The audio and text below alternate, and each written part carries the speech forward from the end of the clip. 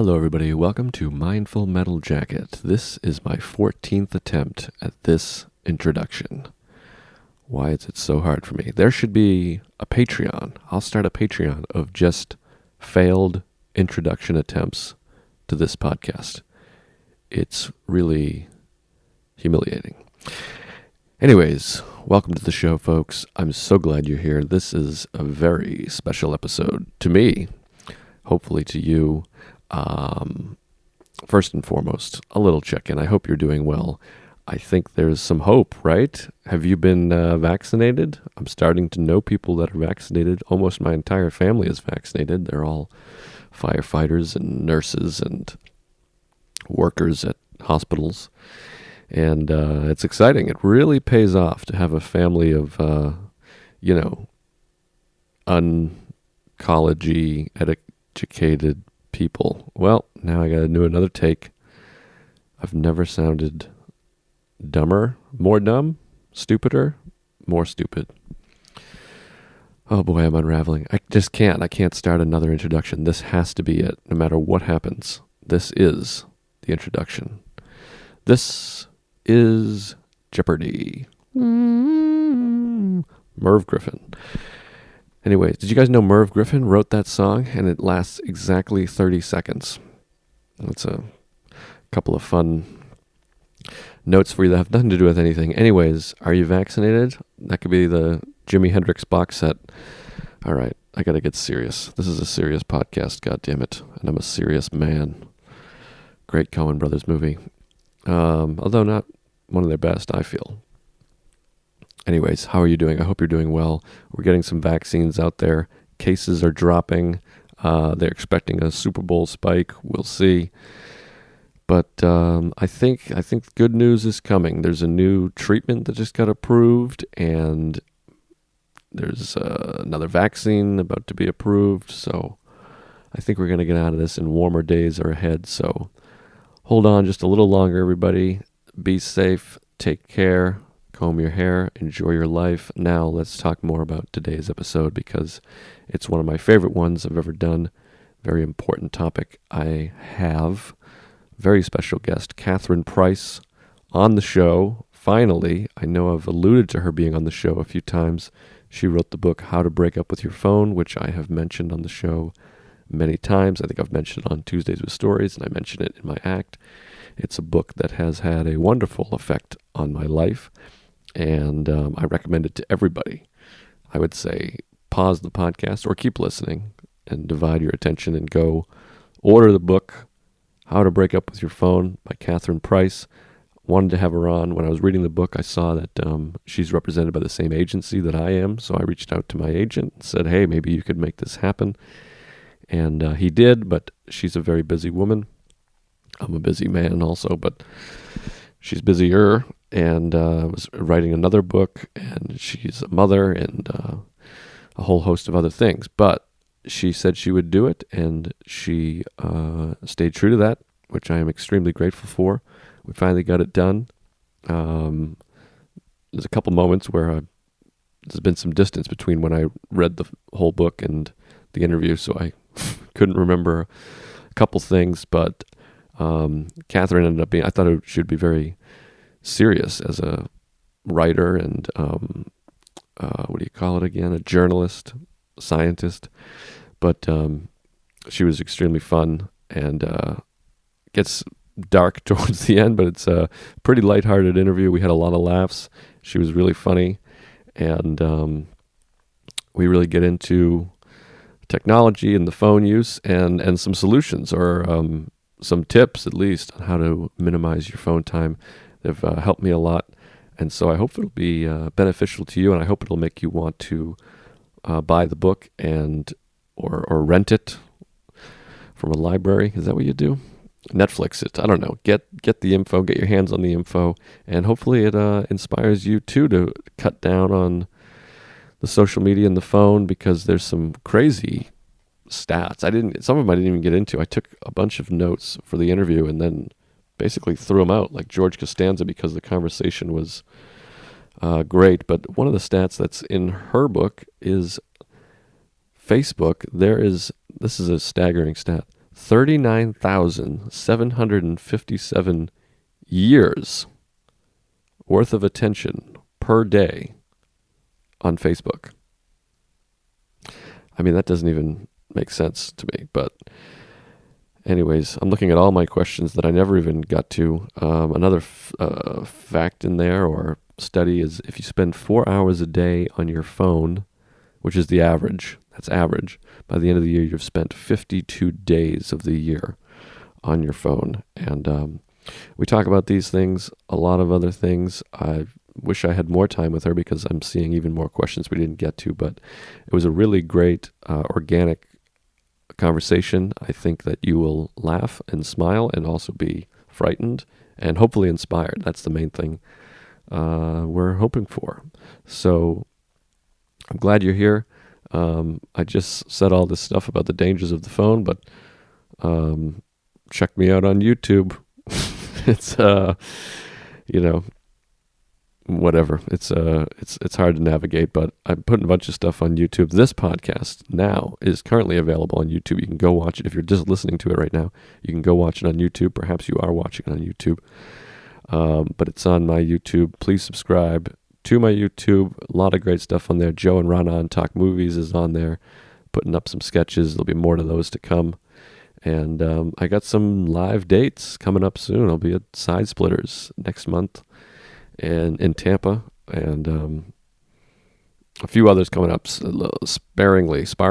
I don't know any words, but they're up there. But soon I'll be a lot smarter when I stop looking at my smartphone and start reading more. And I already read a ton, so don't push me around, folks. All right, I've gone off the rails again. Anyways, please enjoy this conversation with Catherine Price, but not before I give you this quote. I'd like to give you a quote, and this is always creepy. I always talk about this when you see quotes about technology that came out before smartphones. Here's a quote that predates iPhones. It has become appallingly obvious that our technology has exceeded our humanity. Who said that, you ask? Albert Einstein. Chew on that, folks. All right. Enjoy this wonderful conversation with my new friend, Catherine Price.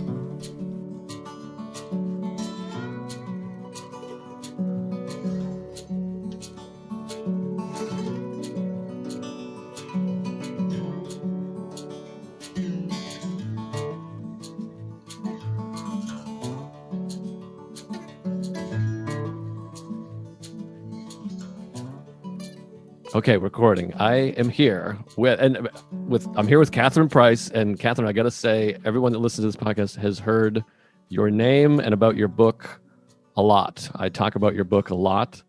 I don't know if you've seen a skyrocket in sales or not, but I love the book, and I'm thrilled that you're here. So welcome. Thank you so much for having me, and I'm really excited to talk to you. Yeah, me too. I took notes like a real journalist person, and forgive me because it's been a while since I read the book, but it's on my mind and it's had a profound effect on me. So I guess we'll just start with, I'm not an interviewer, I'm a comedian, and I'm used to talking to comedians, so I get really nervous when I'm talking to professional types that aren't I'm not very professional, so don't worry about that. Okay, great.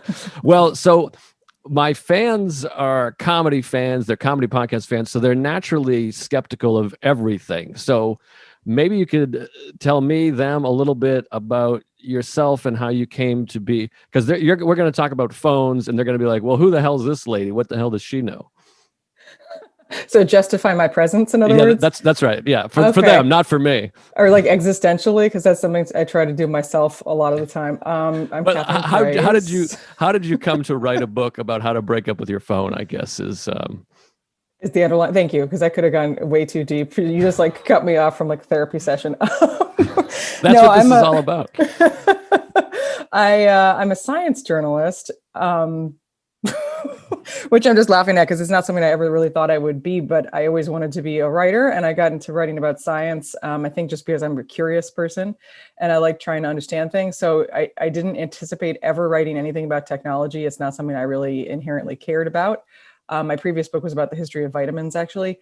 But like everyone, I got a smartphone. And then in 2015, I had a baby.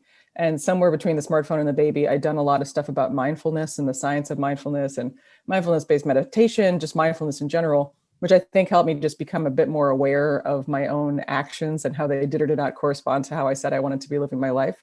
So in 2015, I had a baby, and I had this moment where I was up late with her one night and I was feeding her, and I at the same time my husband and I were involved in this big kitchen renovation project, and I was obsessed with finding architectural salvage details for our home. This is way too long of an answer. I apologize in advance for the fact that I just went down this route. But anyway, I was really into doorknobs. I really wanted to find cool old doorknobs for our house. But at the time when I was feeding my daughter, we had doorknobs, did not need any more doorknobs. But I had this moment when I realized I was looking at my phone, scrolling through eBay, still looking at doorknob listings as my infant daughter was looking up at me in the face with her little infant eyes. And I was like, this is messed up. I do not want my baby to be looking at me in the face, and I'm looking at freaking doorknobs on eBay. And that was kind of this aha moment for me of existential despair, which is a theme, and just this awareness that if I kept down this track, I was going to end up with like spending my life looking at like hinges and not actually experience anything. And at that point, not too many people were really thinking or talking about the issue of like our compulsive relationship with our smartphone. So I read everything I could, and it all was super depressing, but nothing gave a plan. And so I decided to try to combine my background in mindfulness and my former job as a teacher and my work as a science journalist and my general desire to turn any personal issue I have into a professional project, and put that together into writing a how-to guide that would combine science with an actual prescription for how we all can take back control of our devices. So that is the long story of how I came to write it. No, that was perfect. That was like an amazing answer. And I mean, it brings up so many topics. I mean, this is a topic that I love talking about, and cell phones and smartphones, whatever, and social media and the toll it's taking on all of us, because I need to be reminded like a religion. Like I keep going back, and anything like Tristan Harris has been on, I go back and like listen. I've watched Social Dilemma a couple times because I need to be reminded. And I read your book, I can't remember what, November, I think. And a lot of the changes that I made then have stuck, and I'm still doing them, and it's great. But I've watched my screen time slowly tick back up again. And I just went back and listened. I think I first heard you on Dan Harris's podcast. Does that sound right? Yeah, probably. I've been on his podcast a couple times, and yeah, I really like talking to him. He's very fun. Yeah, he's great. So I heard you on there, and I bought the book and read it, and I just listened to you this morning on Laurie Santos's podcast, which I think that might have been a while ago. I'm not sure. But so I have all these things that I've jotted down about phones and the effects they're having. But that made me think what you said is I've had this thought of, I picture myself on my deathbed, and hopefully I'm 100 years old or whatever. And I just think there's no way I'm going to be like, man, I really wish I had been looking at my phone a lot more.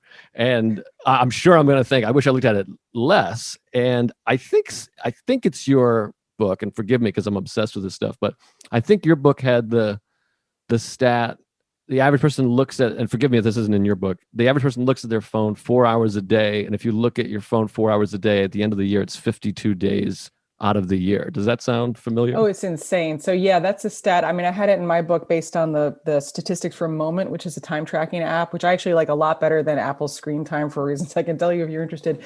But before the pandemic, the average just for phones was about 4 hours a day based on their user base. And I think at that point they had about 5 million downloads. Don't quote me on that, although I'm saying that on a podcast, but it was several million data points on that.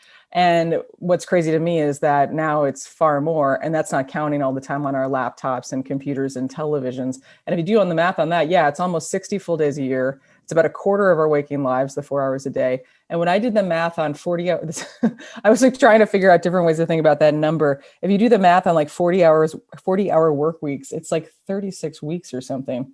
That can't be right. No, I think it's like 9 months of 40-hour work weeks. If you say a week is 40 hours, it's insane. It's like, how do we possibly find that much time to stare at our phones and then act like we don't have time to do any of our other hobbies or interests? And I count myself in this too. It's not like I'm even now have like a perfect relationship with my phone, but it's just insane when you realize how much time we actually do have in our days that we're just spending staring at some equivalent of my, habit with the doorknobs. Like Yeah. it's no more absurd. Like doorknobs are absurd, but what are we looking at on Instagram? I mean, it's probably no less absurd. Right. Yeah. So there's so many places I want to jump off to, I think, and maybe this is the wrong place for this question, but it's the one that's fresh in my head now. And because I listened to it this morning when you're talking to Laurie Santos about you've kind of been playing music a bit, and that's something that reading your book, my wife has a guitar downstairs, and I was taking mandolin lessons for a while, and she had the guitar, so I picked that up during pandemic, and I've been playing that, and I'm falling away from it because those old habits come back. The iPhone is so addictive, but that is something I started doing, was picking up the guitar instead of the phone. So is that something you're still doing? Is it still working for you?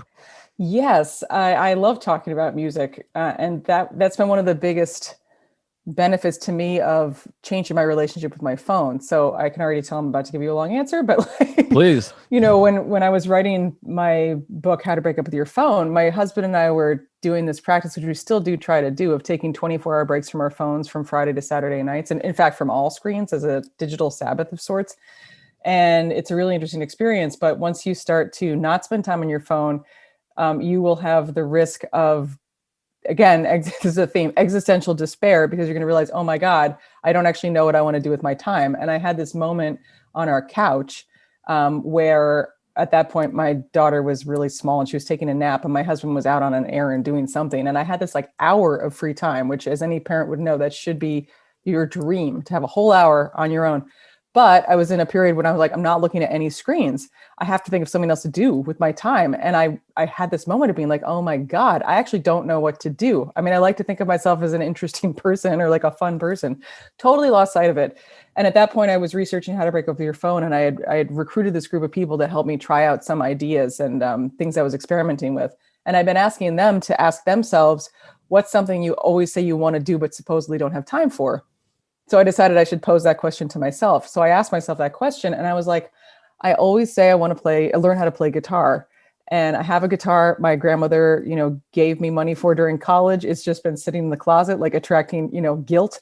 And I play piano. I've played piano since I was about 5. Like, why don't I just take guitar classes?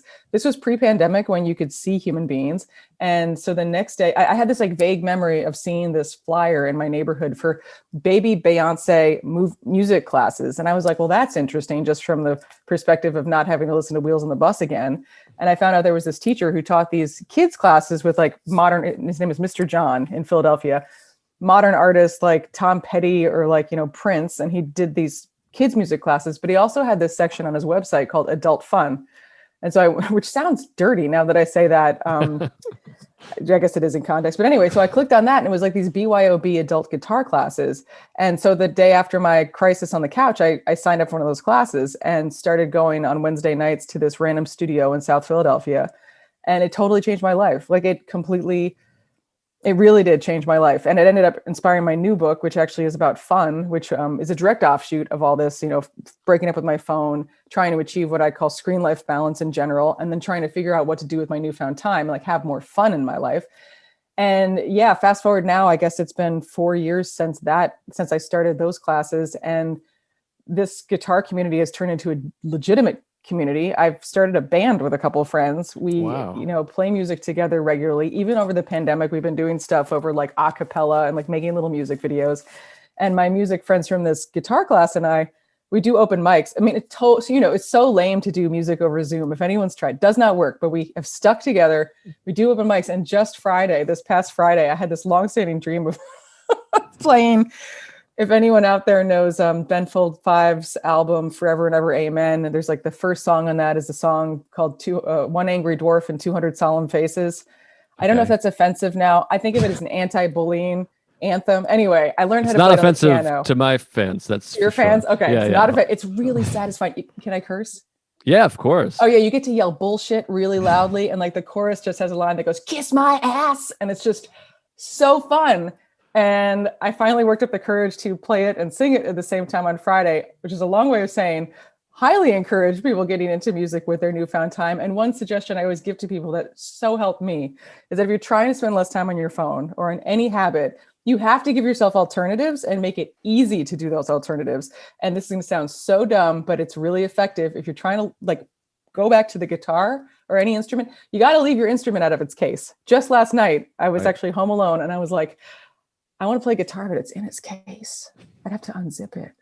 And which I did. And I had like a fun session anyway. But yes, music, like I've actually started to learn the drums too, which is really fun. And so I think that there's, you know, whatever it may be, for many people, it might not be music, but all of us probably have something we used to enjoy or something we're vaguely curious about that we actually do have time for if we would only put down our goddamn phones.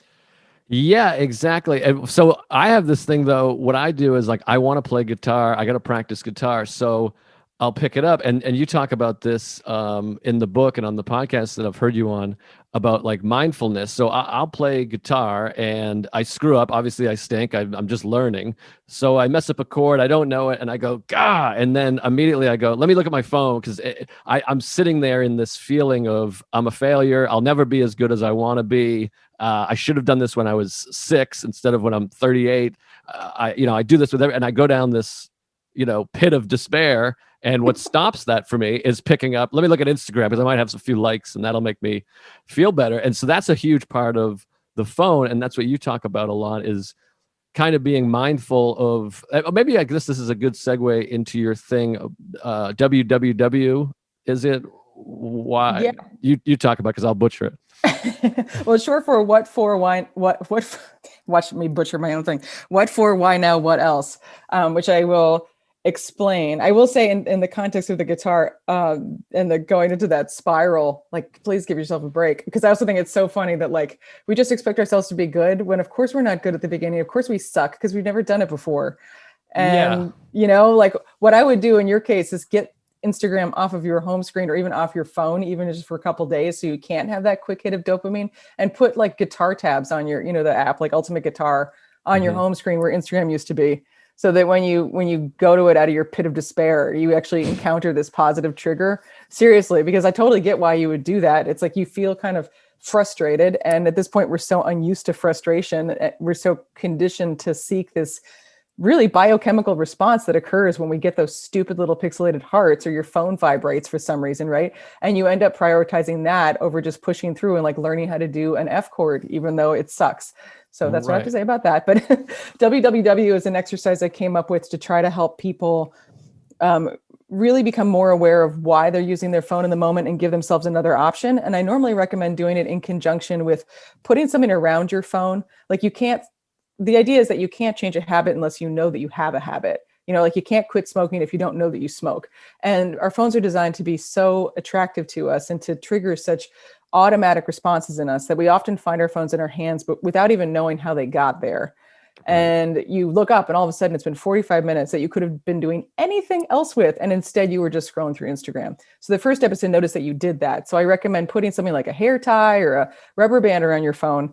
And then when you pick up your phone and you encounter this physical obstacle and you're like, why the hell is there a rubber band around my phone? That's the moment in which you can say, oh, I picked up my phone. I'm supposed to notice that I picked up my phone. It's a little speed bump. Then when you do that, you can move on to the next step, which is this exercise that I call WWW, which is where you ask yourself, what for? Like, what did I just pick up my phone for? What's my purpose? Do I even have a purpose? And in some cases, you legitimately will. You'll be like, oh, I picked it up because I wanted to text a friend, or I wanted to buy something, or I wanted to check something, and I really did want to do that. But a lot of times you'll be like, I don't really know. And then you move on to the next one, which is why now? And that's really, what was the trigger that led you to pick up your phone in that moment? And the trick with that one is that it's often emotional. It's often something like, as you just described, frustration.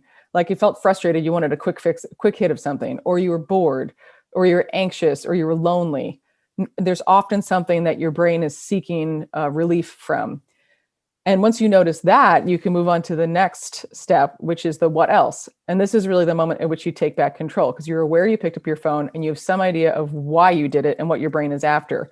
So you say, what else? Like, what else could I do to get the same thing that my brain is after, but without just doing what I know I don't really want to be doing. If you're feeling lonely, could you call a friend? If you're feeling frustrated by the guitar, could you just take a break for a second and then come back to it? Maybe you decide that you don't want to do anything. You just want to stare at a wall and give your brain a break. And as you said, you've got a lot of comedians in the audience, and I'm assuming creative people. Our brains can't come up with anything new if we're constantly stuffing them with idiotic shit. So like, you need to give your brain a break. And then maybe you decide like, what's the what else? You actually did want to be looking at your phone right then. And that's totally fine. So the point is not to, berate yourself or beat yourself up any more than you probably already do in your life just because you looked at your phone. It's just to make sure that when you do look at your phone, it's the result of a conscious decision and not just this automatic biochemical feedback loop that's just essentially using you to make money for an app maker. Like if you want to spend all your time making money for Mark Zuckerberg, that's your business, but just make sure you actually are doing it because you want to be doing that. Right. Okay. So this brings up a lot of questions again.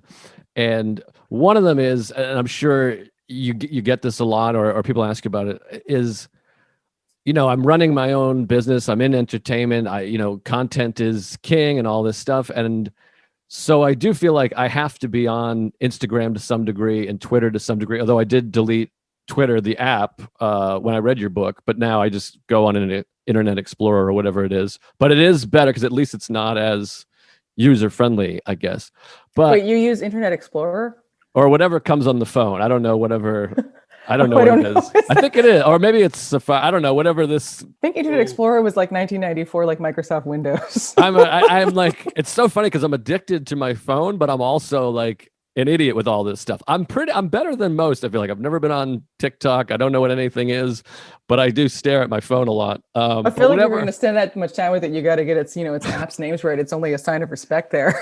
Whatever. What's the compass? The little compass thing at the bottom.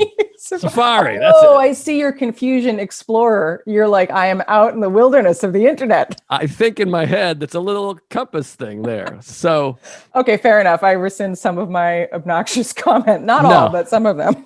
It's fair. Whatever. No, I'm still like, pass me the Nintendo controller or whatever. This is a funny. I'm gonna go on a duck hunt.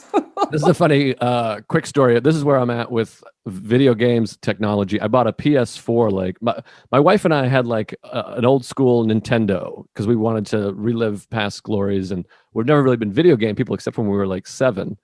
And then I was like, let's just buy a PS4. It was like a rainy day, so I bought a PlayStation 4. And we played it that one day. We never used it again. So we basically have like a $400 DVD player. But my friend came over and I was like, one of the reasons I never use it because the cord is what do you call it? The controller cord is way too short. It's just like I have to move all my furniture. And he just started laughing and he's like, that's a charger. It's wireless. So I didn't use my PS4 for like 7 months because I thought the cord was too short. And he's like, no, that's a charger. You can use it like 100 yards away. So that's where I'm.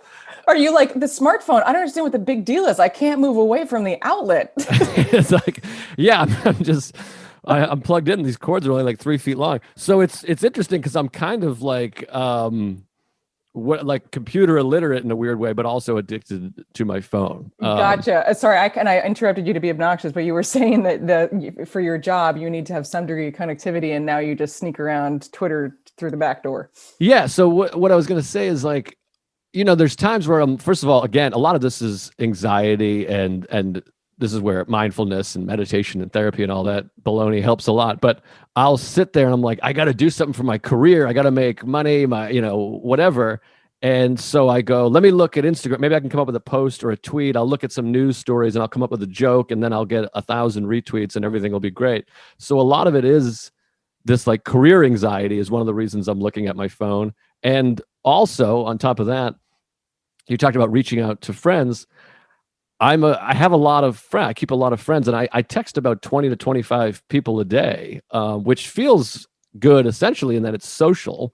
I guess I'm going to throw about 3 different questions at you at once. I just realized, but when I text, this is one of my big problems. I'll text with a friend, and while I'm waiting for their text to come back, I start looking at Instagram because I'm like, well, I'm just sitting here waiting for them to respond. I guess one solution would be to call them on the phone. But my point is, and maybe I'm just justifying my addiction, but a lot of the times I am texting with people and we're people with common problem. We're all in recovery. So we're from alcohol. So we're all like sharing really good solutions. It's all positive. But while I'm waiting for them to write back, I start looking at Instagram and Twitter, but I have to be on my phone for that because that's how we communicate. So that's a big mess I just gave. I just volleyed over to you. We just had a lot. Okay. Yeah. I think so. You're asking me what I think about that? I don't know if I'm asking you anything really. Okay. No. I think that, well, the social media career thing is something I struggle with myself. If you happen to look me up on social media, you'll see I don't really have very many followers. And I'm like, because I just don't care about social media, but then I'm an author. So my agent's like, well, you're supposed to do that. And I'm like, but what do I have to say? Like, I don't want to say anything. Like, I love talking to people, but I just don't really want to turn my life into a performance. Anyway, so I struggle with that. But I think I would say that, like, I have many thoughts. I have many thoughts about this. One is that it makes sense that, as a performer and a public persona, you would have to have some degree of visibility on these networks. But how much, right? Like I've talked to and worked with, obviously I've had conversations with lots and lots of other journalists because of this book. Whenever people interview me, it's normally someone who's a journalist, and they're all like, including Dan Harris, as you mentioned earlier, it's like, my job is to be up on the news. Like, how can I not be up on the news? And I think my point being, like, if those people can, like Dan Harris deleted Twitter for a while. I don't know what he does now, but he deleted it, and he would just reinstall it when he needed it. But I feel like if they can get off of news apps or off of Twitter, then the rest of us can probably do that too. So I think what I would say is that it probably is helpful to take a bigger step back and say, all right, for my career, I do need some degree of public visibility because that is my career. And I do need to keep people engaged because that's just unfortunately what life is right now. But at the same time, like, you got to protect your creativity and you got to protect your brain because you need to come up with new jokes. And I at least think, I'm a huge fan of comedy and comedians, and I feel like you got to have experiences, right? Like, you can't just come up with jokes based purely off of a Twitter feed. The best stories and the best comedy comes from lived experiences. And so in a way, it's any moment you're spending just on your phone looking at social media constantly is the time you're not out there doing something ridiculous or just observing weird things in the world that might provide fodder for a joke that no one else has thought of because everyone else is just staring down at their phones. So I think that there's a real reason for people in your field in particular to be very careful about the boundaries. I also think, it does seem like a lot of comedians are really anxious. I can say that as a, anxious person often myself, and the phones are designed to really abuse us because you just want to keep checking. I had another thought to say about what did you say? Oh, about the thing with texting your friends. I think that texting, for me personally, I feel like that's my biggest issue right now because it's exactly what you say. It's like, well, I'm connecting with a real person, like on my phone, just to explain what I've got going on right now with my phone. Like I'm not big into social media, as I said, so I don't have any social media apps on my phone. I don't have the news on my phone. I totally sneak around and use the browser to get there, but I don't have the app because it's too easy.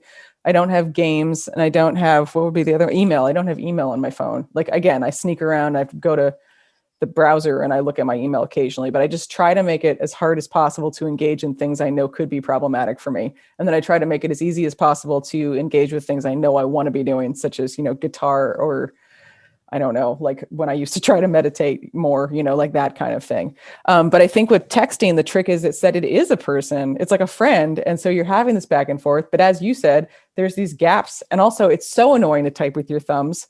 So yes. If you're like me, it's like you want to banter with someone, but then you're like thumb bantering. And so you're like banter, delete, and then Siri autocorrects. You're like, you can't say, you try to spell it fuck, and she always makes it duck. And you're like, I didn't say duck. Yes. I never mean duck. Yes. Never. Ducking. Yeah. Ducking.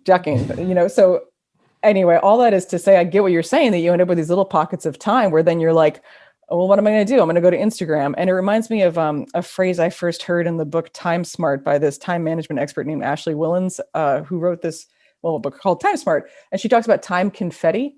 and about Yeah. how the phones really have a way of fracturing our leisure time into these tiny bits and pieces. So say you've got an hour of supposed leisure and you're going to read a book, you're going to play your mandolin, you're going to do whatever, but then you get like a text and now you turn your attention away, and for 30 seconds you write back with the text, but then while you're waiting for the text response, you go on to Twitter for another minute. Then you are about to turn back to the mandolin, but then you get a response from your friend. You start to break your time apart into these meaningless little pieces. So the cumulative effect is even worse than just the time you spent on the social media app, which is like the biggest waste of time.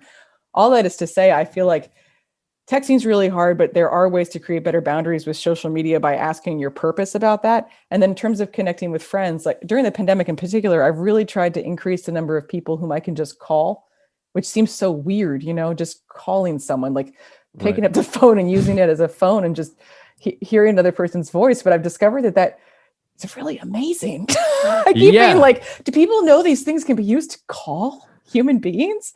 So I think that like, it's an ongoing challenge with the texting, but I do think that if you ask yourself, what's the most satisfying form of human interaction? Like if you and I were doing this interview over text, it really wouldn't be that fun. It's so much more fun to get to talk to you as a human being. So I think trying to create a hierarchy of human connection and prioritize the form that feels the best to you, and then try not to do quite so much. I mean, at least in my case, it involves my thumbs, because it's just not like, I don't have fun with my thumbs. I didn't really answer your question, or if it was a question, now we're just talking. No, it was great. I mean, there was a lot in there. I mean, the time confetti thing is great, and it's a great point. And sometimes, yeah, I do think we as a species think like texting is good because I'll text and then it won't be a big, if I call, it'll be all day. I'll be on the phone for a half hour. They never shut up. I'll just shoot a text and whatever, but it never goes that way. You never just text and then start making lunch, because you go, oh, your phone lights up, you run over there. And so that time confetti is such a great way to put it.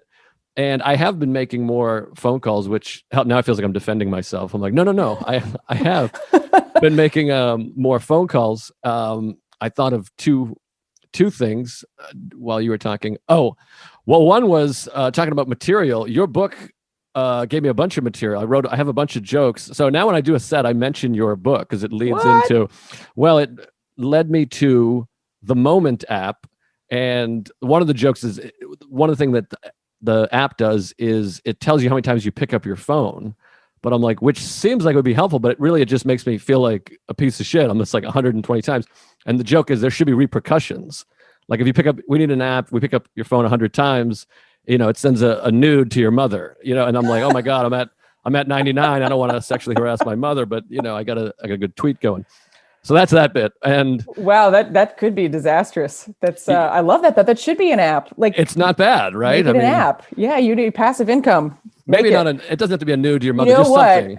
I know the guy who's one of the people in charge of Moment. I'm supposed to have a call with him. I'm going to mention this. I'm going to be like, Please. Hey, Tim, guess what? Met this guy, Joe. You guys got to connect you. He's got some great pics you can use. please do. And then the other, was this stat in your book also about, oh shoot, I'm losing it. I already did the 52 days a year. Oh, did you have this in your book? I think it was in your book. God, forgive me if I'm wrong. I feel like I'm going to be so deeply offended if you quote a statistic that. No, it wasn't a statistic. It was a tip to write waste of time on a piece of paper and then take a photo and make it your background of your phone. Was that you? I didn't suggest waste of time. I suggested, I think I did what for, why now, what else, or just, maybe I did. I don't think I said waste of time in particular, but it was creating folders that said things like waste of time or like you're going to die or, things like that, something that really spoke to you. So I don't know if you're conflating that with something else, but I like that tip, even if it's not actually the one I wrote about. It might have been, I think it was about that, because when I was reading your book, but it doesn't matter. I'm taking artistic license with your thoughts. It's your emotional truth, as my husband likes to say. Yeah. But I mean, now I'm just doing bits for you, but but the joke is, I did it, and that exercise was a waste of time because it never works. And the other part of the joke was, that's good for breaking up with your phone, but you can't do that with a person. You can't be like, honey, could you wear this T-shirt all day? And The t-shirt says waste of time on it. But Shit, you anyways, should though. Wait, this is making me have so many ideas. I'm aware this is like public, but I'm working on I started this thing called Screen Life Balance and screenlifebalance.com. And I started making courses and products to like support people's, journeys, whatever, towards better boundaries. And one thing I'm working on right now is doing a text message based intervention to help people break up with their phones where the messages come from the phone. So it's like, it's not me, it's not you, it's me. right, Like we need to talk. I just feel like, isn't there a way to do like a mashup of like an actual comedian and the concept of breaking up with your friend? We should discuss. Yeah, we'll talk. We'll get to the bottom of this. Yeah, I think there's some good solve the problems there. But what was I going to say? You reminded me of something with the idea of sending.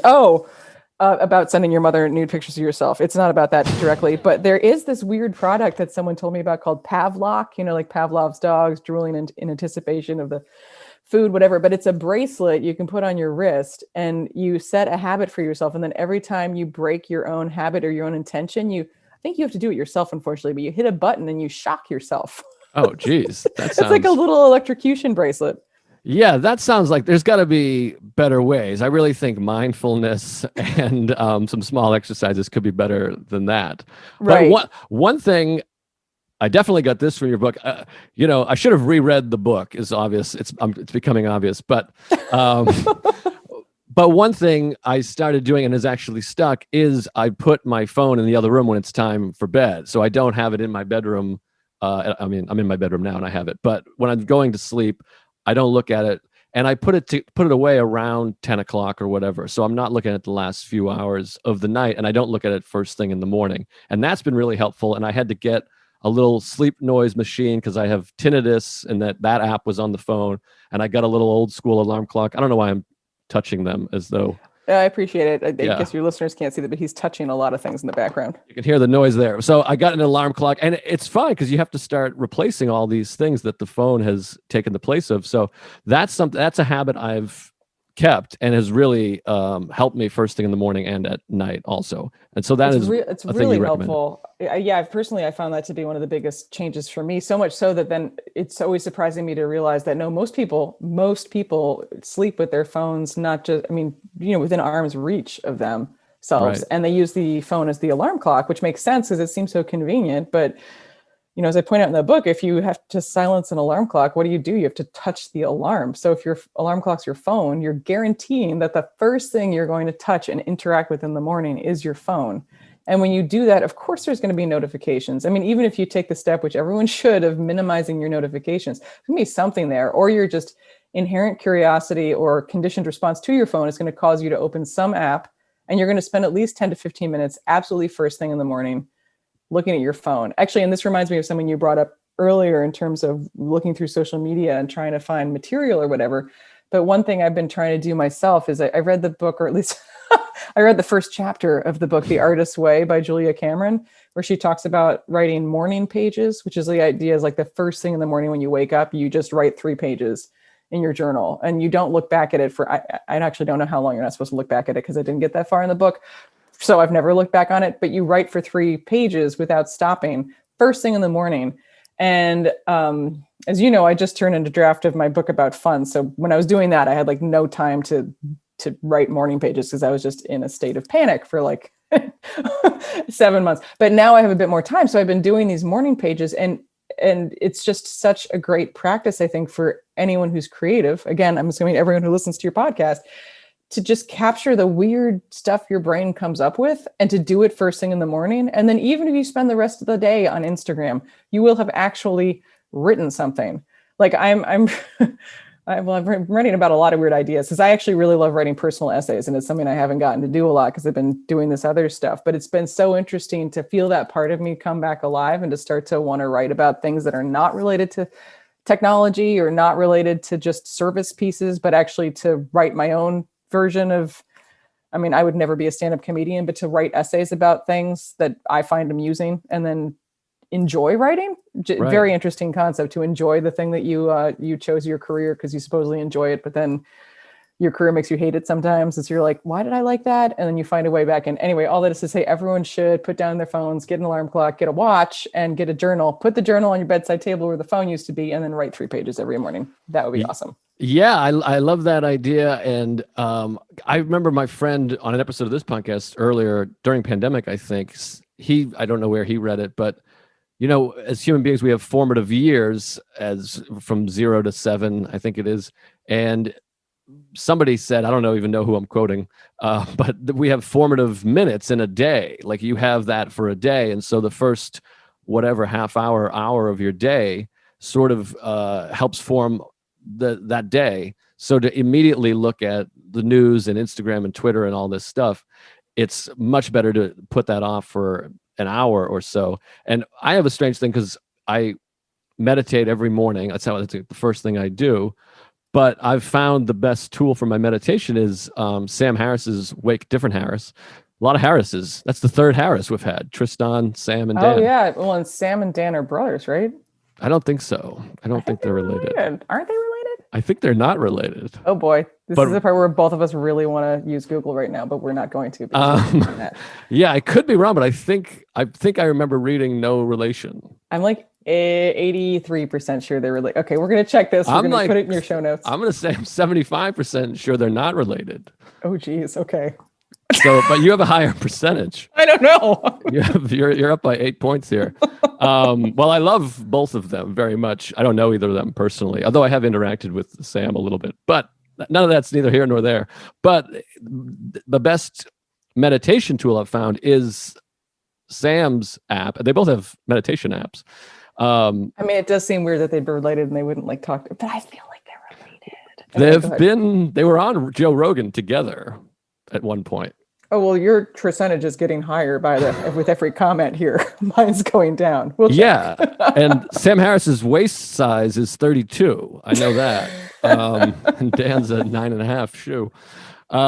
But anyways, my point is that the Sam's app, meditation app, is on the phone. So I do wake up, I do some stretching, and whatever I do, a couple things, but then I go and use his meditation app, which is on the phone, and it is a battle to not immediately finish the app. And I'm holding the phone, but I've done okay with just the self-will to not immediately go into Instagram and stuff. Well, I wonder if like the solution to that, because I think habit change is so interesting, is to prime yourself with another habit that you're going to do right afterwards. That feels like a reward. Like you do your meditation and you get to have your coffee or your whatever, like something you actually enjoy, so that it's Right. like, okay, I know what I'm going to do next. So I don't have this moment. I think the fewer decisions you have to make in moments like that, the better.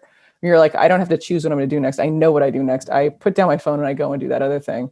Well, I could 'Cause go do the pages. The pages could be it. Yeah, you could that. Oh, look at that. We were like we're changing the world here. But I think Yeah. that also what you were saying about the formative minutes, it reminds me of another expression that probably was in that same book or yeah, but it's polluted time. The idea that you're going to pollute your time if you wake up first thing in the morning and you're just going to fill your head with whatever is in your news app or your email inbox or your social media feed. Like your time is precious and your attention is your most valuable resource. And I don't think we really, I don't know, internalize that enough. Like you only get 24 hours in a day and you only get a certain amount of time in your life. And so you can't get it back, especially your attention. You spend your attention on one thing, you can't spend it on anything else. And it's not like money, sure, you don't want to lose it. You don't want someone to steal it from you, but you always could make it back. But you can't get your time and attention back. It's extremely profound. And I think that was something that, mindfulness helped me realize. And it's one of the reasons that I was just, I don't know, I guess maybe part of the reason that even though it's almost 6 years since I started thinking about writing what became How to Break Up with Your Phone, I'm still fascinated by this and driven by it and continue to have my own life changed by it every day, is that once you start reevaluating your relationship with this little like metal rectangle, you just realize that, this is all about what's important to you in life. Like, how are you going to live your life? You can choose to, or be manipulated into spending it all just staring at a screen, having your time and attention taken by companies that profit from it, or by people that you don't know in life who don't care about you.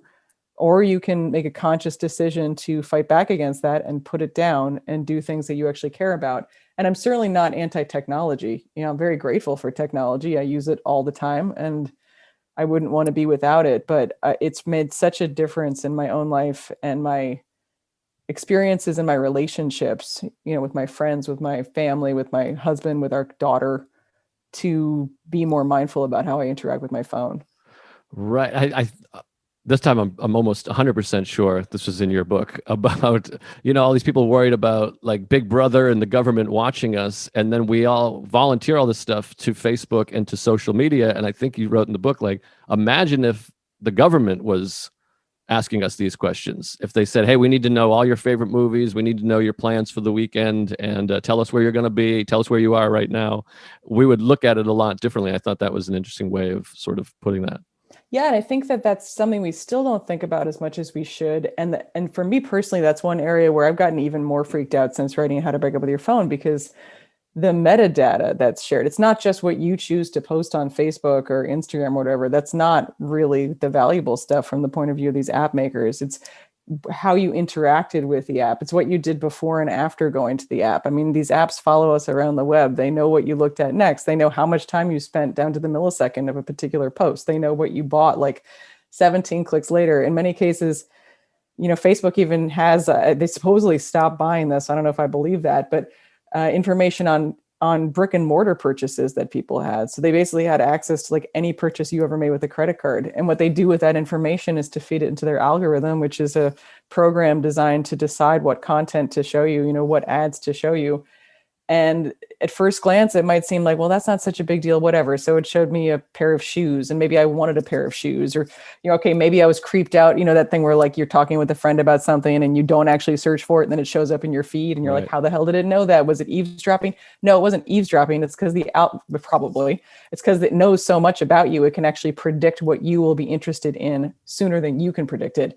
That's creepy. But what I've come to realize, the truly upsetting thing about that is something that Jaron Lanier, the tech guy, he was in The Social Dilemma, and he wrote a book called 10 Arguments for Deleting Your Social Media Accounts Right Now. And he talks about our phones as actually behavioral modification devices, where if you're constantly being served choices by algorithms based on what it predicts you might be interested in, eventually you're going to start making some of those choices, not because you instinctively wanted that, but because the algorithm chose it for you. And you were kind of just not really, just, I don't know, it brings up questions of free will. You start to make these decisions based on what other people are presenting you, and then never questioning what's the point, what's the goal of the people designing these algorithms. And it might not be nefarious. I'm not saying that like Facebook and Instagram want to radicalize you or want to make you waste your life, but they're certainly not designing their algorithms to help you live a meaningful existence or to help you become a more creative, interesting person. They're trying to sell you something or get you to behave in a certain way, and they're really, really good at it. And I think we're beginning to see some of the effects with some of the societal issues we're having now. But that's really like creeped me out, to be like, oh my God, yeah, the sum of all of our decisions, even the micro decisions we make in a day, that, and I'm paraphrasing someone else, but that adds up to our lives. Like, this is a big deal. Right.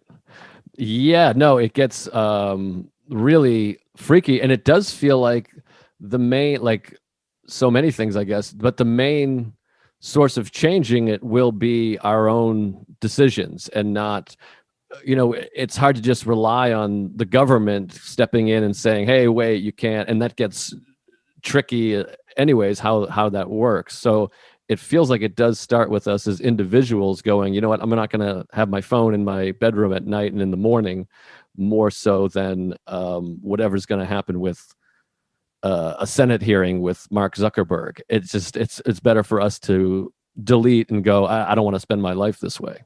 Yeah, I think it has to be a combination. I think it's so hard because now we're getting to much broader issues, but the companies have become so powerful that it's like, if you're a business, you kind of have to be on Facebook. Like, I deleted my personal Right. Facebook account, and then I've since found out about some events or organizations I would be interested in learning about, but I don't want to be on Facebook because I don't like Facebook and I just don't want that to be part of my life. But I'm missing out on stuff because that's, Facebook, Instagram, WhatsApp, all the same company. That's a major dominant most social media. Right. So I think it's really tricky. I think we all as individuals do need to evaluate our own choices and structure our lives around our own interests and priorities, instead of just letting these companies and their algorithms cause us to drift away from our actual values and desires. But at the same time, we should be paying more attention to some of the potential regulatory stuff or the potential consumer pressure could be put on these companies to not collect as much metadata or not to be able to sell all of this data about us. I mean, it's truly insane. And you can start to see it where, like, there was just a piece in the New York Times about being able to track all of the cell phone data and I mean, all the stuff from the January 6th incident, that Mhm. you can track people down by their phones very easily to who they were, not because the phone's linked to your name, but just because of these supposedly anonymous identifiers that are not anonymous at all if you put like three pieces of information together. I don't know. Right. I think there's many levels that should be concerning to us all. And the easiest thing to change is our own habits, which is not to say it's easy, but that is the place to start. But I also would encourage everyone to just, pay attention when there are news stories about this stuff, because it actually is a really big deal. Right. Getting So all serious here. no, I know, and I'm going to make it more serious in some ways, but we could also make it fun. But one thing I did want to ask you about as I look at my notes here, but you mentioned you had a baby, or who's now a toddler, I guess, and I was just with my nephew who's 12, about to be 13, and I'm always on him because he's on TikTok all the time, and we looked at his phone time is 10 hours a day, and he's a kid, which is not his fault. It's he's a child and it's addictive and whatever else is at play there. It's hard for me to blame any child for anything they're really doing, but what and I think I can't remember where I heard it, but Bill Gates and Mark Zuckerberg, or not Mark Zuckerberg, who's the other big guy? Steve Jobs, Steve maybe, Jobs. It was, yeah. like didn't allow their kids to use their iPhone. And how, again, I'm going to throw like just a huge question at you, or a broad question. I can feel this is getting big. Okay. How do we handle that? How do you do? I mean, like, I guess I can ask what's your intention with your own child, but in general, how much harder is it going to be for that generation? I assume you're nearish my age. I assume smartphones came in to life at least when you were a teenager or later. Not smartphones, but the internet in general. But how do you handle a generation that has only grown up with this? I mean, to be 12 and already on your phone 12 hours a day or 10 hours a day. And again, I know this is a huge thing to just volley back at you. So I guess do with it what you feel here. Well, I'm shaking my head sadly and with concern. I mean, I'm hugely concerned about it. And I'm going to preface this by a little like disclaimer. This is not meant to be judgy of parents. People are too judgy of each other when it comes to parenting stuff. But so I'll speak from personal experience and perspective, though. I think that it's really concerning. Our phones are changing our brains, adult brains. The adult brain changes, it's plastic. Physically, like it can physically change in response to stimulation. They've done studies with, London cab drivers studying for this crazy navigation test that's so complex. It's just called the knowledge, capitalized knowledge. And they've studied their brains, and the cab drivers that study for and pass the knowledge have a different structure in their hippocampi than the people who didn't. I mean, it causes physical changes in our brains and causes huge damage to our attention span, our ability to focus, our ability to think and be creative. That's adult brains. And when you think about children's brains that are still developing, I'm terrified by that. I'm terrified by the world my daughter is going to grow up into. I don't want her to have a smartphone anytime soon. Again, it's not because I think technology is inherently evil. I really don't. But I think this is similar to, I don't know, there's an analogy that it's like a car, right? Like your kid's going to learn to drive a car eventually, but you're not just going to throw them into a car when they're 5 years old and have them driving around on the highway. You're going to wait until they're appropriate age. And then when they start to use it, you would teach them about seatbelts, and you will teach them how to steer, and you will go through all these steps to make sure they can responsibly navigate a road. I think part of the problem is that adults can't responsibly navigate our relationships with our devices. Look around. Adults are texting while they're driving. I mean, we're doing things that are objectively so dumb. And I'd be interested in your perspective, as you were saying you're in recovery. I've got a friend I actually spoke to as I was working on my book, who was in a similar situation. And I was like, what are the analogies? Because right now the word addiction is not technically correct to talk about with our phones because it hasn't been recognized by the American Psychiatric Association. But to me, it's a matter of time. Gambling was just the first ever behavioral addiction to be classified as such. And in the same volume of the DSM, the manual that they use to diagnose, psychiatric disorders, they had internet gaming as a one that required future study. But that was in like 2010 or 2013. I can't remember exactly. 2013, I think that latest thing came out. And I'm like, so if we are eventually going to call this like an addictive substance, a potential behavioral addiction, what do you mean we're giving it to kids when they're like 5 years old, or giving kids smartphones when they're 9 years old? Why do they need access to the whole internet? I understand that parents want to have a way to be in touch with their kids and know where they are. I mean, that's a separate issue about like constant surveillance, but I get that. But shouldn't we be thinking a bit more before we give them the whole internet? And social media is horrible. I mean, the increase in anxiety and depression, and among all of us, honestly, but teenagers in particular teenage girls, increases in suicidal ideation, increases in like downright suicide. Nearly impossible to prove a definitive causal link between social media and these increases, but it's also pretty hard to claim that there's no correlation between these that is highly suspicious. You know, there was an article a couple of years ago in The Atlantic by Jean Twenge that was called "Have Smartphones Destroyed a Generation?" Right. And then she wrote a book called iGen, short for Internet Generation. And in the article and the book, she's got these charts of various things that she's observed among teenagers in terms of their psychological health. And it's just crazy to realize that, well, on the one hand, teenagers today are actually a lot physically safer. Like they're not drinking as much. They're not having sex early. They're not like driving because they're just home alone on their phones. Right. But they're physically safer. But emotionally, they're like, I mean, like all of us, honestly, they are a mess, a total mess. And the one graph that really stood out to me was one for loneliness among I think it was 8th to 12th graders. And you see this huge spike starting around 2010. And again, like correlation's not causation, but that's around the time that Instagram came out. And it's insane. It just looks like a roller coaster going up. Anyway, I'm hugely concerned. And I think that in my better days, I'm like, okay, well, there are, I hear from a lot of people because of how to break up with your phone. And I hear from a lot of teenagers. And I know there's a lot of teenagers who are legitimately worried about this, who seem to have a lot more awareness of this issue than their parents. And that gives me some hope. There's an organization called Look Up Live that's like run by teenagers, and it's trying to bring awareness to some of these things. And I try to tell myself, like, the more I can do to spread the word about this. And, I do a lot of talks at schools during non-pandemic times to try to get people to think about it, then maybe I can make a difference, but I think it's something we all really need to be thinking about more seriously, because it's not just about, it's about everything. It's like how kids learn to socialize. It's how they learn to perceive themselves. Like turning life into a performance is really messed up. That's not a satisfying way to live. And I think it's affecting brain development. And, just the other day I was reading some book, maybe it was Beginners by Tom Vanderbilt, which if you haven't read, I feel like you'd really enjoy, and you should try to get him on your show. It's about the joy of being an adult beginner. Oh, I'll check that out for sure. Yeah. And so he, or someone I was reading, was talking about, I don't know, you read these books and there's always like talking about these scientists in like 1850 who were just, they all seemed like they were geniuses, like all the experiments they did and all the things they were trying out. You're like, how are there so many geniuses? And then you think maybe they weren't geniuses. Maybe they just didn't have Instagram. Right. Maybe it's just like they had the time to become a classical pianist and also study physics and also like Benjamin Franklin.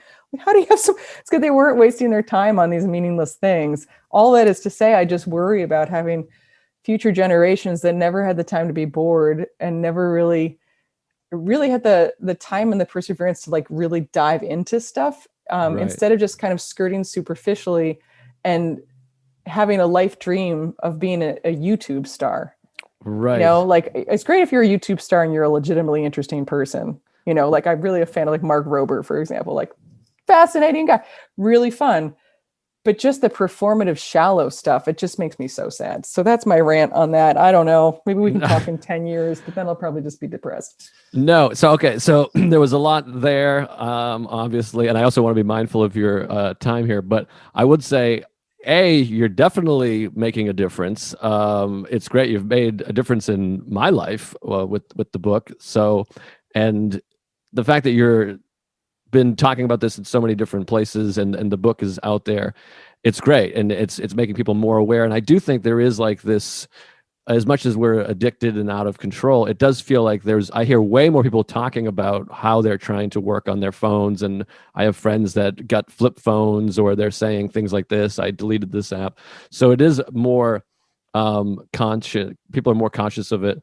Conscience. and cautious. Conscious. I guess both of those words work in that. They're developing a consciousness.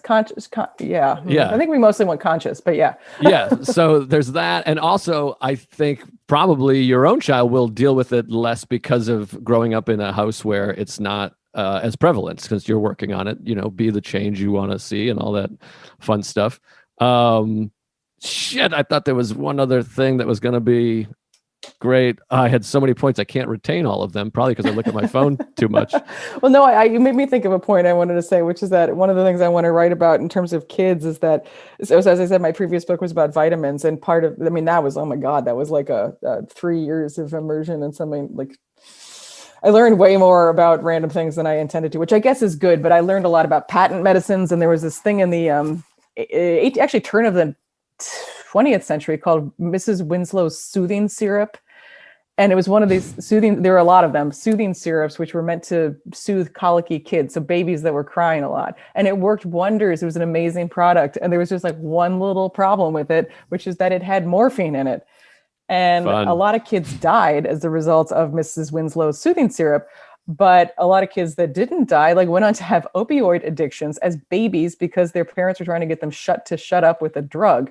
And when I thought about that in the context of phones, and then, back when, again, we were traveling and there was human interaction, and I would be in airports and I would just see like little babies with like iPad holders in their strollers. And I'd be like, dude, you're giving your kid a drug. That is the same thing. You are shutting them up with technology as an opiate. And that is exactly the same as Mrs. Winslow's soothing syrup. And I actually did go on eBay, bringing this back to the eBay thing, but with a purpose. And I found an antique bottle of Mrs. Winslow's soothing syrup, and I bought it, and I actually have it in my house, in my kitchen, and I use it. Like, I'd love to, bring it with me if I give talks in person ever again, but I have it there as a reminder that's like, no, like this is a really powerful tool. This is a drug. We have to be really careful about how we're using it and not just think it's totally fine. I apologize to all the parents out there who are in the midst of pandemic parenting in particular. Sorry, that's my insulin pump. That was not my phone that beeped. Oh, okay. But who are panicking about screens in the pandemic. I don't mean to be doing that, but I do think that in general, we do need to be just so much more mindful about how we're using these devices with kids and think like, am I using it as a drug? Because then I really need to be careful. Yeah, and we got to wrap up here in a second. We'll wrap up with some hope. But I thought of what I was going to say. I thought of what I was going to say is you talked about, I'm in recovery and your friend and with the phone, and I've had this conversation before where I'm trying to cut back on the phone, and that's what's interesting about it is with alcohol, you get to a point to get sober, you have to cut out alcohol 100%. There's not I'm like, maybe I'll get a flip phone and only use my iPhone. And that's the equivalent of what you do when you have a drinking problem. You go, well, I'll just drink wine, or I'll just drink on weekends. I want no more shots. And that's essentially what goes on with the phone. Like I said, I read your book and I had my phone time under 90 minutes sometimes a day. And now it's slowly crept back up into 2.5, 2:45. And I'm like, I'm still down an hour from where I was before I read your book, but it starts to come back up. And that's where it gets really tricky as an addiction. And it's like that with food addiction. I struggle with, I've never struggled with weight. And I always say this, people never want to, people with like weight problems never want to hear skinny people talk about their food problems. But I have just a horrible diet. I'm lucky to have a great metabolism, and I do exercise a lot. But I eat complete shit, which is still unhealthy, even if you're not overweight. And so I understand the food addiction is hard because you do have to eat, and it makes, eating well so much harder. And that's how I feel about the phone. It makes it so much harder to quit because at some point I do need a phone. Well, that's an interesting, I do think about that a lot. I'm like, and the exact analogy you're using, it's like, well, if you're an alcoholic and you're like going to keep beer in your fridge, well, that's not a great way to support not drinking, or if you're trying to quit smoking and you got cigarettes in your pocket, I don't know why I said it that way, cigarettes in your pocket, it's not going to work. But as you were talking, it made me think of maybe a more useful analogy. I mean, sorry, not that that's not a useful analogy. I think that's the whole challenge, right? Is like, you have an addictive substance we have it in our pockets. And addiction psychiatrists talk about ease of access, like it is easily accessible and it's a real problem. What I was thinking when you were talking, though, is I wonder if there's a more nuanced way that would be helpful for all of us to think about it, which is that it's not the phone per se, right? Like that's the device.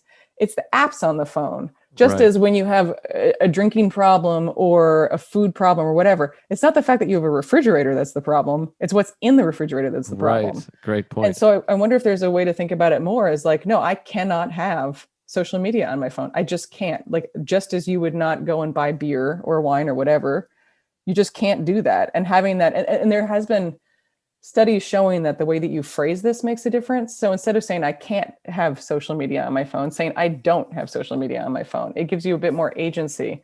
So I'm a person who does not keep social media on my phone, or I don't check email on my phone, whatever your problem might be with your phone. So that might be a useful way of playing around with thinking about it, because I think that is the whole challenge, is that this technology is not going away. It has many wonderful things about it that make our lives better in some way, more efficient or legitimately fun. But there's also a lot of problematic things on it. And I think, treating it as if it were an actual addiction, even if psychiatrists are still arguing about whether to use the word, I think actually would be really useful to people. And it helps differentiate the lines between, like, if you've got a bottle of, I don't know, water or like seltzers in your fridge, that's fine, right? Like no one has a problem with seltzer. Or if they do, I don't know, that's not my area of expertise, but like that's okay. And maybe you also have something you really love in your fridge.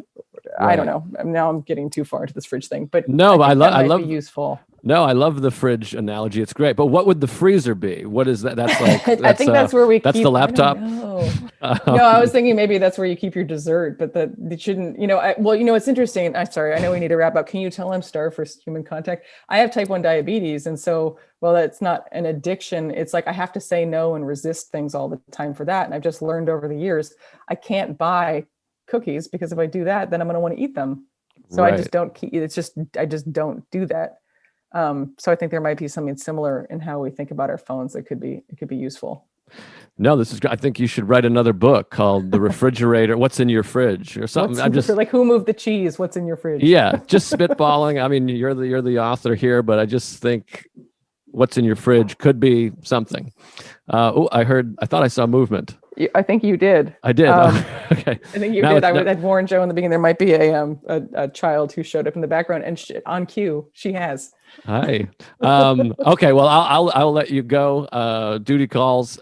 Catherine, this has been so fun. I don't know that we ended with hope, really, but do you want to say anything hopeful? We ended with like useful. I do actually. I remember what I was going to say. I did have a hopeful thing. To your point about like, talking about it. I think that what needs to happen is we need to have more conversations about this. I'm thrilled that that you're talking about this in your shows and making jokes about it. I think that's wonderful. And I would just encourage anyone listening to this who found any of what we talked about interesting to have conversations with people in your own lives. Because I think the more we all talk about this, the more we'll be able to develop more of an etiquette around our phones and just healthier relationships that will help us avoid some of the negative effects that we've been talking about. That's my hope. Yeah, that's great. That's great hope. And like I said, I appreciate your service to society by writing the book and spreading the word and coming on the podcast to talk about it. I'm tremendously grateful. And I was so excited to have you on, and I'm glad we made it work. So thanks so much for your time. Oh, I'm thrilled. Thank you so much. It was really fun. Awesome. Thanks, Catherine. Okay, All go have fun. Mindful Metal Jacket is hosted by comedian Joe List. Produced by Joe List. Edited by Matt Kleinschmidt. Executive producers Robert Kelly and Matt Kleinschmidt for the Laugh Button Podcasts.